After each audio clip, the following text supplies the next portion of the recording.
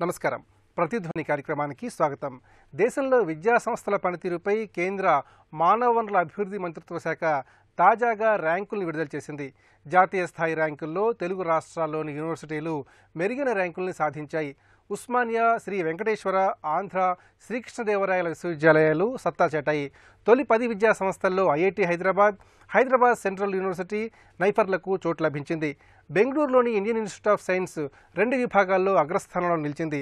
బోధన, అభ్యసన రీతులు, అర్హతలు, అనుభవం, ప్రాంగణ నియామకాలు వంటి అంశాల ఆధారంగా ర్యాంకుల్ని కేటాయించారు. ఈ నేపథ్యంలో తాజా ర్యాంకులు విద్యాసంస్థలకు ఎలాంటి ప్రోత్సాహాన్ని అందిస్తాయి, ప్రపంచ స్థాయి నాణ్యతా ప్రమాణాలని అందుకోవడానికి మనం ఇంకా ఎలాంటి అంశాలపై దృష్టి పెట్టాలి అనే అంశాలకు సంబంధించి ప్రతిధ్వని చర్చను చేపట్టింది. ఈ చర్చలో పాల్గొంటున్న ప్రముఖులు ప్రొఫెసర్ ఎస్వి సత్యనారాయణ గారు, తెలుగు విశ్వవిద్యాలయం ఉపకులపతి, ప్రొఫెసర్ జి సూర్యనారాయణ గారు, ప్రముఖ విద్యావేత్త, ఏపీపీఎస్సీ మాజీ చైర్మన్, ప్రొఫెసర్ కె సుబ్బంగయ్య గారు, శ్రీకృష్ణదేవరాయ విశ్వవిద్యాలయం విశ్రాంత ఆచార్యులు, మేజర్ లక్ష్మణరావు గారు, జేబీ విద్యా సంస్థల డైరెక్టర్.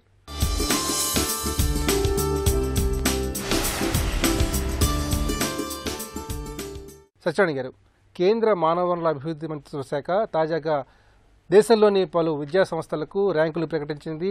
ఉభయ తెలుగు రాష్ట్రాల్లోని విద్యా సంస్థలు మంచి ర్యాంకులు సాధించాయి.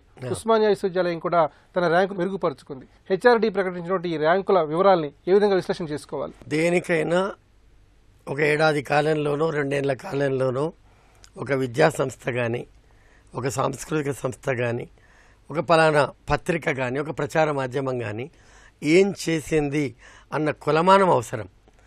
అలాగే ఇప్పుడు మానవ వనరుల శాఖ అనేక ప్రాతిపదికల దగ్గర పెట్టుకొని, అంటే విద్యార్థుల అధ్యాపకుల నిష్పత్తి ఎంత, ఇంటేక్లో ఇతర రాష్ట్రాల నుంచి, ఇతర దేశాల నుంచి వస్తున్న విద్యార్థుల సంగతి ఏమిటి, బోధన, పరిశోధన, ప్రచురణ, పేటెంట్స్, ఇలాంటి అనేక ప్రాతిపదికల్ని అధ్యయనం చేసి ఈ ర్యాంకులను ప్రకటించింది. మన 2 తెలుగు ప్రాంతాలకి ర్యాంకులు మెరుగుపడ్డాయి గత సంవత్సరం కన్నా. అది సంతోషకరమైన పరిణామం. అయితే ఆర్ట్స్ విభాగానికి సంబంధించిన విశ్వవిద్యాలయాలు, సాంకేతిక విద్యను అందిస్తున్న విద్యాలయాలు, విశ్వవిద్యాలయాలు, విజ్ఞాన శాస్త్రాల బోధన చేస్తున్న వీటన్నింటినీ ఒకే ఘాటన కట్టి కొలచడం అనేది కొంచెం ఇబ్బందికరంగా ఉంది. ఎందుకంటే ఇప్పుడు విదేశ విద్యార్థులు ఇంజనీరింగ్ ఫ్యాకల్టీకో సైన్స్కో వచ్చినంతగా ఆర్ట్స్కు రారు.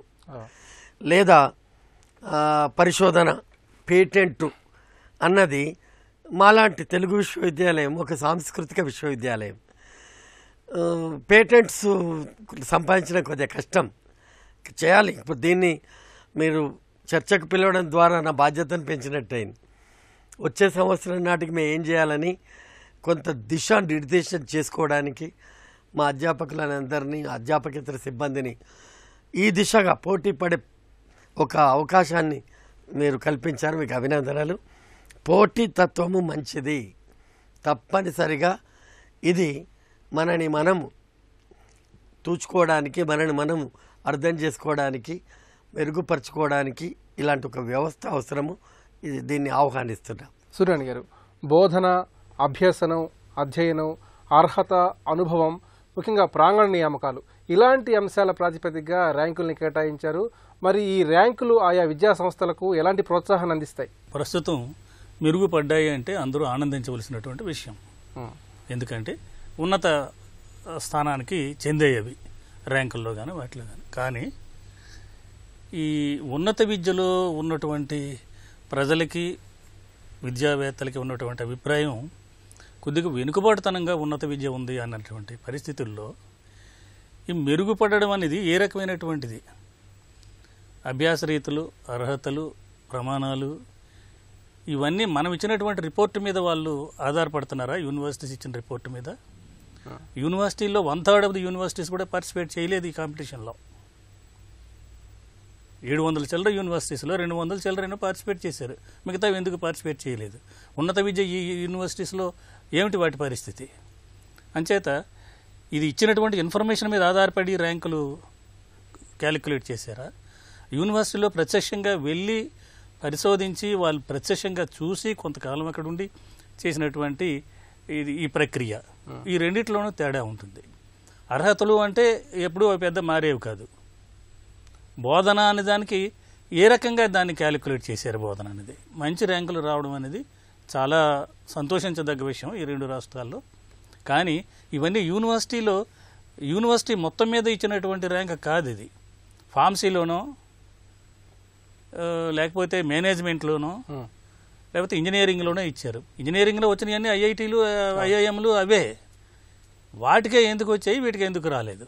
ఒక్కొక్క యూనివర్సిటీకి ఒక ఫార్మసీలో వస్తే ఒక యూనివర్సిటీలో, ఇంకో దాంట్లో మేనేజ్మెంట్లో, ఇంకొక యూనివర్సిటీలో ఇంకొక డిపార్ట్మెంట్ విభాగాల వారీగా వచ్చిన ఏదో చెప్తున్నారు తప్పించి university as a whole in all departments వచ్చాయా అని చెప్పడానికి వీల్లేదు. అంచేత విద్యా బోధన రీతులు, అర్హతలు, అనుభవం, ప్రాంగణ నియామకాలు ఇవన్నీ మనం ఏ రకంగా చేశారన్న దాని మీద కూడా మనం ఈ ర్యాంకుల గురించి ఆలోచించవలసినటువంటి అవసరం ఉంటుంది. అంచేత మనకి గత సంవత్సరానికి ఈ సంవత్సరానికి హయ్యర్ ఎడ్యుకేషన్లో, యూనివర్సిటీ ఎడ్యుకేషన్స్లో పెద్దగా మెరుగుపడ్డ దాఖలాలు లేవు. ప్రయత్నాలు మాత్రం కనిపిస్తున్నాయి కేంద్ర రాష్ట్ర ప్రభుత్వాలు. ఇటు రాష్ట్రాల్లో ప్రభుత్వాలు మెరుగుపరచాలి, వీటిని ఖాళీలు ఉన్నటువంటి ఉపాధ్యాయ ఉద్యోగాల్ని భర్తీ చేయాలి. 1/3 ఆఫ్ ది టీచర్స్ ఫ్యాకల్టీ కూడా మీకు చాలా యూనివర్సిటీస్లో లేవు. నేను యూనివర్సిటీలో ఉన్నప్పుడు 1100 చిల్లర ఉపాధ్యాయులు ఉన్నప్పుడు 3 కేటగిరీల్లో ఈ రోజు 400 కూడా లేవు. ఏ యూనివర్సిటీలోనైనా ప్రాంగణ నియామకాలు జరుగుతున్నాయంటే ప్రాంగణ నియామకాలు ఒక కొలబద్ద, పర్వాలేదు. బోధన, పరిశోధన ఏ రకంగా వాటిని కొలుస్తున్నారు అన్నది క్లారిటీ ఉంటే మనం ఖచ్చితంగా అది ఆనందించవలసినటువంటి విషయం. సుబ్రహ్మణ్య గారు, ఆంధ్రప్రదేశ్ విషయానికి వస్తే శ్రీ వెంకటేశ్వర విశ్వవిద్యాలయం, ఆంధ్ర విశ్వవిద్యాలయం, శ్రీ కృష్ణదేవరాయ విశ్వవిద్యాలయం తమ సత్తాన్ని చాటుకున్నాయి. ముఖ్యంగా మన విశ్వవిద్యాలయాలు గతంలో కంటే మెరుగైన ఫలితాలు సాధించడంలో ఎలాంటి అంశాలు కీలక పాత్ర పోషించాయి? ఈ 3 యూనివర్సిటీస్ పోయిన సంవత్సరాన్ని కంపేర్ చేసుకున్నట్లయితే ఈ సంవత్సరంలో కొన్ని విషయాల్లో మెరుగుపడ్డాయండి. ముఖ్యంగా వెంకటేశ్వర యూనివర్సిటీలో పబ్లికేషన్స్, సైటేషన్స్ పెరిగాయి. అదే ఆంధ్ర యూనివర్సిటీలో చూసినప్పుడు ప్రాంగణ నియామకాలు ఉన్నారు చూసారా. ఇప్పుడు మరి మనకు ఆంధ్రప్రదేశ్లో రాష్ట్రం ఏర్పాటు వలన అవ్వచ్చు, అక్కడ వచ్చినటువంటి ఇండస్ట్రీలు కూడా పెరుగుతూ ఉండటం వలన కావచ్చు, మొత్తం మీద క్యాంపస్ ప్లేస్మెంట్స్ బాగా పెరిగింది. వీటి స్థాయి అంతకు ముందు కన్నా ముందుకు పోవటానికి అవకాశం వచ్చింది.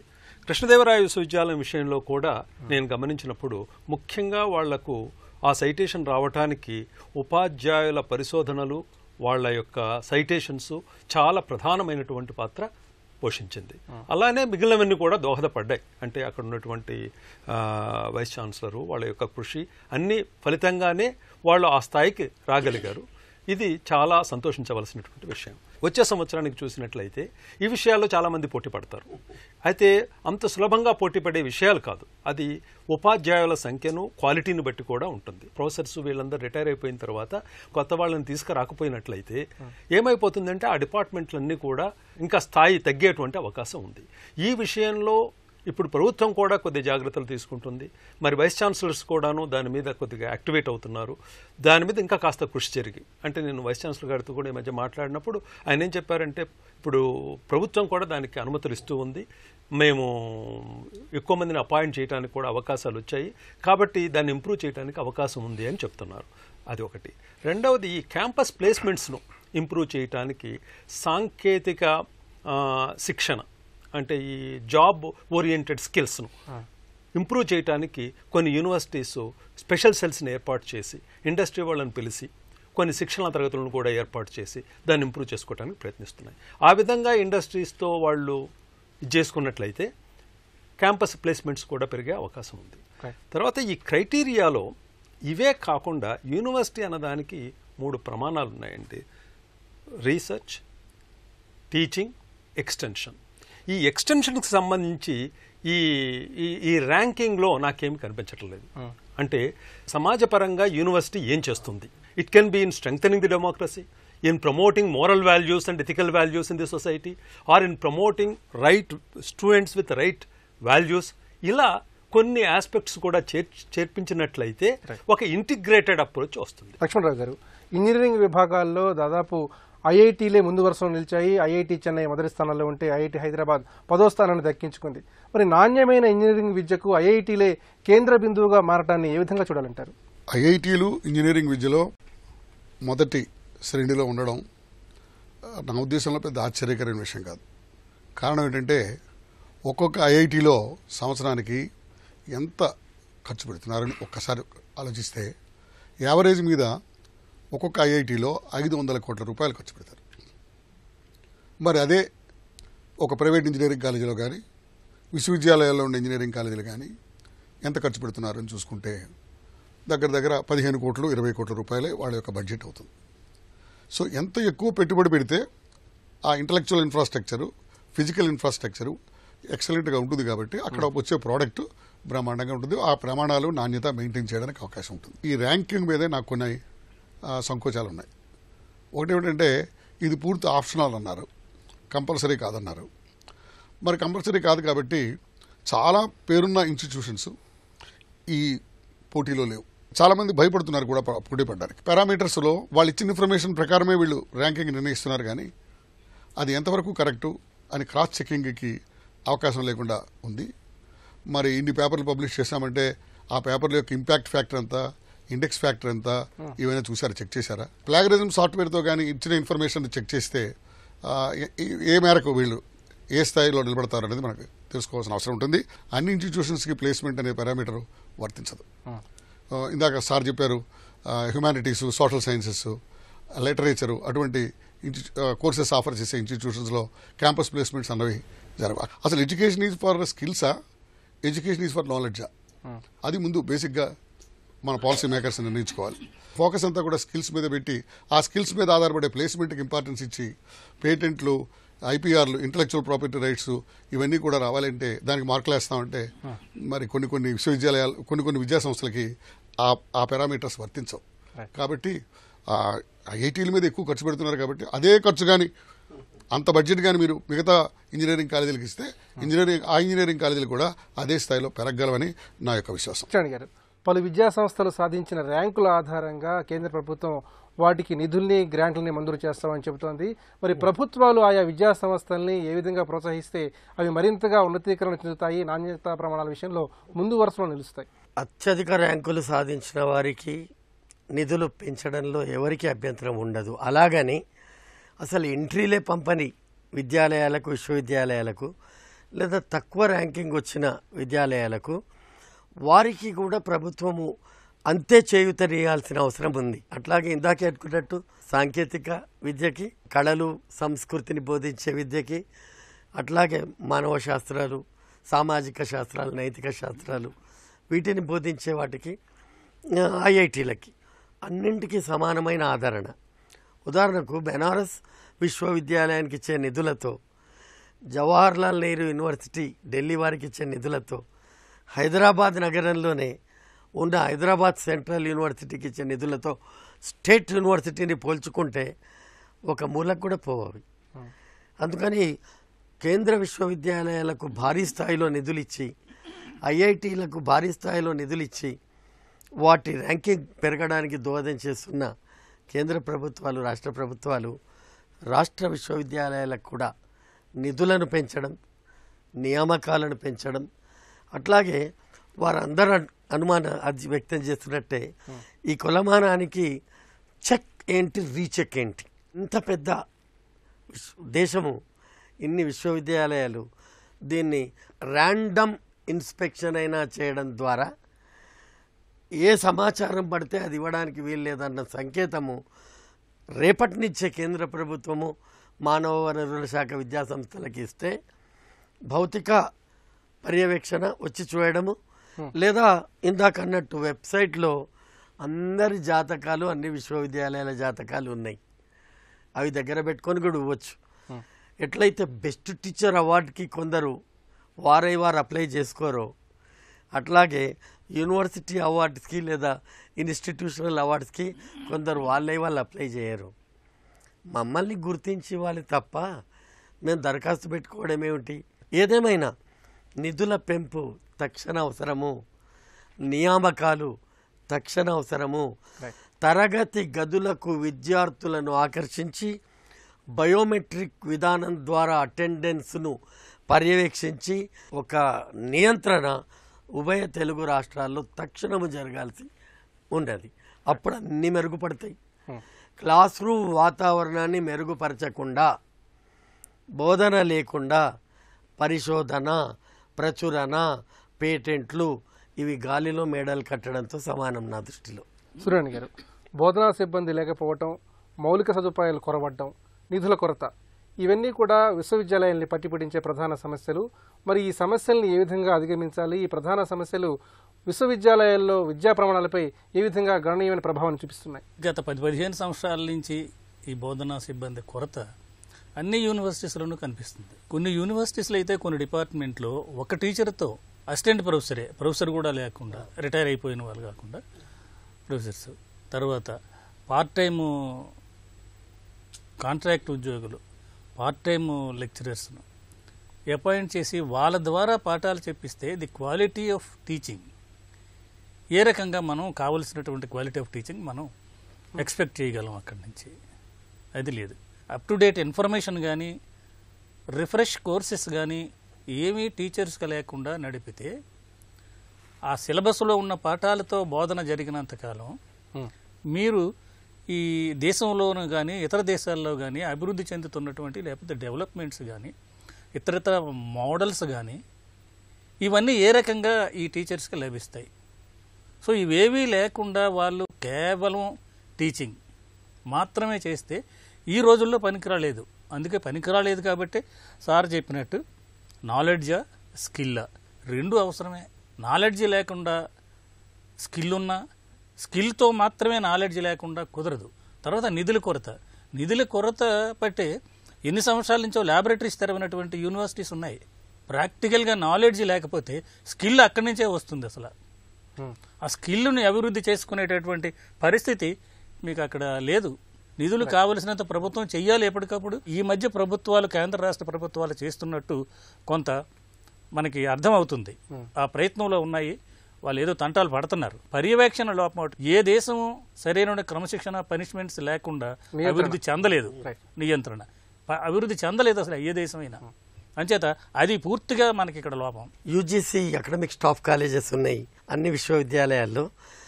ఒక అసిస్టెంట్ ప్రొఫెసర్, అసోసియేట్ ప్రొఫెసర్ కావాలన్నా, ఒక అసోసియేట్ ప్రొఫెసర్ కావాలన్నా ఓరియంటేషన్ కోర్సు, రిఫ్రెషర్ కోర్సు హాజరైన ధృవీకరణ పత్రం ఉంటేనే మేమైతే అట్లా అమలు చేస్తున్నాం. పునశ్చరణ తరగతి హాజరైన తేదీ నుంచే పదోన్నతి ఇస్తున్నాం. పదోన్నతుల దగ్గర తీసుకుంటున్నాం. కానీ సార్ చెప్పినట్లు ప్రొఫెసర్ అయిన తర్వాత పునశ్చరణ లేదు. సుబ్రహ్మణ్య గారు, పరిశోధనలు, వినూత్నమైన ఆలోచనలు, పరిశ్రమలతో అనుసంధానం కావటం అనేవి సాంకేతిక విద్యకు సంబంధించిన విద్యా సంస్థలకు తప్పనిసరి. ప్రపంచ స్థాయి ప్రమాణాలను అందుకునే విషయంలో మన సాంకేతిక విద్యా సంస్థలు ఏ విధంగా పోటీ పడాల్సిన అవసరం ఉంది? యూనివర్సిటీని యూనివర్సిటీగా, ఇండస్ట్రీని ఇండస్ట్రీగా చూసినంత వరకు వీటి మధ్యలో సయోధ్య లేకపోయినట్లయితే సత్ఫలితాలను ఇవ్వలేదు. ఇప్పుడు ఎంతమంది విద్యార్థులు ఒక యూనివర్సిటీ నుంచి పాస్ అవుతున్నారు? క్యాంపస్ ప్లేస్మెంట్స్లో ఎంతమంది ఇండస్ట్రీలోకి వెళ్ళగలుగుతున్నారు? పాస్ అయ్యే వాళ్ళ సంఖ్య 99% ఉంటే ఇండస్ట్రీకి వెళ్లే సంఖ్య 5% కూడా ఉండటంలో. ఇంతమంది ఇండస్ట్రీ కానీ, మరి వేరే ఉద్యోగాలు లేక కానీ, మరి ఏదైనా వృత్తులు లేక కానీ పోలేకపోతున్నారు అంటే ముఖ్యమైన కారణం ఏమిటి? అంటే ముఖ్యంగా మన విద్యా విధానంలో కొన్ని లోపాలు ఉన్నాయి. వాటిని సవరించుకోవాల్సినట్టు ర్యాంకులు ఏమైనా రావచ్చు, మనం ఫస్ట్ 100లో ఉంటే ఉండొచ్చు. కానీ వాస్తవానికి మాత్రం మన విద్యార్థుల్ని ఇంకా మెరుగుపరచాల్సినటువంటి అవసరం మాత్రం మనకుంది. మన ఎవాల్యుయేషన్ సిస్టమ్ బాగా ఇంప్రూవ్ కావాలండి. అప్పుడు మనం ఐఐటి జేఈఈ అంటున్నాం, అందులో మరి చాలా బాగుంది అని అందరూ అంటున్నారు కదా.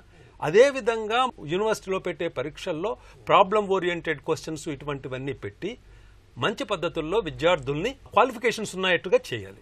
రెండవది, ఇప్పుడు ఇండస్ట్రీ యూనివర్సిటీ ఇంటరాక్షన్ కోసమని 4th ఇయర్ 2nd సెమిస్టర్లో ఒక 6 నెలలు విద్యార్థి ఇండస్ట్రీకి వెళ్ళటానికి ఒక అవకాశం ఉంది. ఇంటర్న్షిప్ పెట్టారు. ఆ సమయంలో కూడా ఇప్పుడు యూనివర్సిటీస్ ఏం చేస్తున్నాయంటే ఒక 3-4 స్పెషలైజేషన్స్ మా యూనివర్సిటీలోనే చేయాలా, మా కాలేజీలోనే చేయాలా అని చెప్తున్నారు.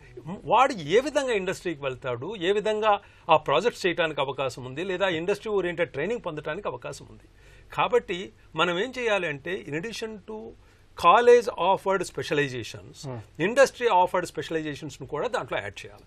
ఏ విద్యార్థికి అయితే ఆ సెలక్షన్ వస్తుందో అతను ఆ పేపర్లు చేసి ఇండస్ట్రీలోనే ఉంటూ అతని యొక్క విద్యాభ్యాసాన్ని పూర్తి చేసుకోవడానికి అవకాశం ఉంది. ఈ ఇంటరాక్షన్ వలన ఇండస్ట్రీ యూనివర్సిటీ కొలాబరేషన్ పెరిగి మంచి క్వాలిటీ రీసెర్చ్ జరగడానికి అవకాశం. లక్ష్మణరావు గారు, ప్రపంచంలోని అత్యుత్తమ 100 విశ్వవిద్యాలయాల్లో మన దేశం నుంచి ఒక్క విశ్వవిద్యాలయం కూడా స్థానాన్ని సంపాదించలేకపోయింది.